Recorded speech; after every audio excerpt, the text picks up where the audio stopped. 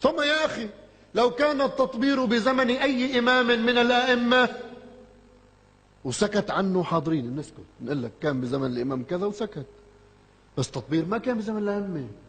تطبير أنتوا جبتوه بزمن الصفويين، يعني تقريبا 500 سنة 500 سنة وشوي، جبتوه بزمن الصفويين من أرثوذكس القفقاز، يعني مسيحية القفقاز، كانوا يوم الصليب يطبرون. جابوا الصفويين عجبتهم الشغلة ودخلوها لكربلاء، سبحان الله صار الدين، صار الدين. يا أخي طيب كيف هيك؟ يا أخي معلش أنت بدك اصطفل، بس احنا عم نقول لك يا أخي حتى لو كان بيجوز، شوف شو عم تسيء للحسين، شوف شو عم تسيء للحسين.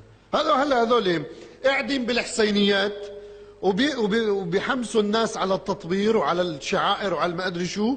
طيب ويا زينب واحنا فداء زينب واحنا لاجل زينب، تفضلوا هاي زينب يلا روحوا قاتلوا، يلا تفضلوا.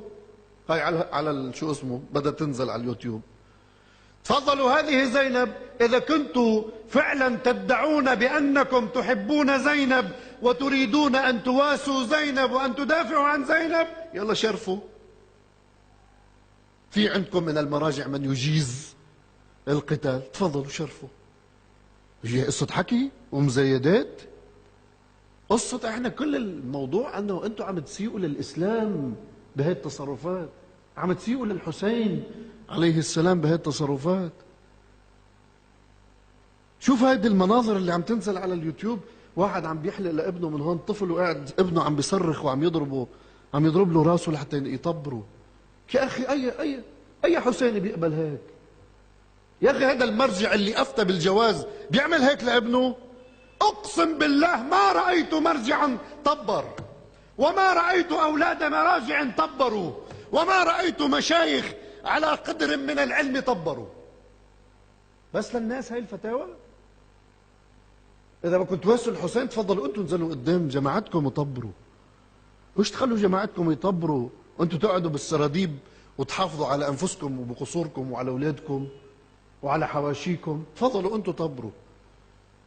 مين قال انه عدوكم مش مبسوط منكم ومكيف لانه انتم عم تقدموا ماده دسمه للتكفيريين حتى يصروا على تكفيرهم للشيعة وعلى قتلهم للشيعة وعلى هدر دماء الشيعة؟ مين قال انه الاستكبار العالمي مش مكيف ومبسوط منكم يا ايها المراجع الذين تحافظون على هذه الشعائر المبتدعة والمختلقة؟ مين قال انه هودي اسرائيل وامريكا مش مكيفة منكم ومبسوطة؟ والله انكم تقدمون خدمة للاستكبار يحلمون بها، لانه مادة التكفير دسمة الآن، ومادة إهدار دم الشيعة دسمة الآن من خلال هذه المظاهر التي تسيئون فيها إلى التشيع والتي تعطون فيها المبرر للتكفيريين وغير التكفيريين. هيك بدنا نشتغل. حسين عليه السلام هيك كان، لأجل هيك خرج. يا أخي بس خلينا نفكر شوي.